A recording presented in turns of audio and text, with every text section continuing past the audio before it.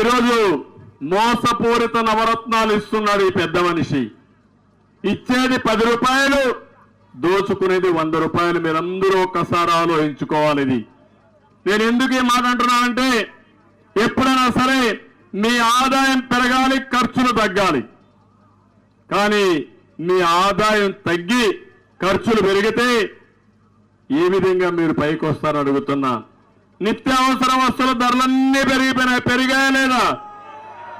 ఉప్పు దగ్గర నుంచి, పప్పు దగ్గర నుంచి, కూరగాయల దగ్గర నుంచి, బియ్యం దగ్గర నుంచి, చక్కెర దగ్గర నుంచి అన్ని పెరిగాయా లేదా? పెట్రోల్ డీజిల్ పెరిగిందా లేదా? కరెంటు ఛార్జీలు పెరిగాయా లేదా? ఆర్టీసీ రేట్లు పెరిగాయా లేదా? కడాని ఇంటి పన్ను, చెత్త పన్ను కూడా వచ్చిందా లేదా?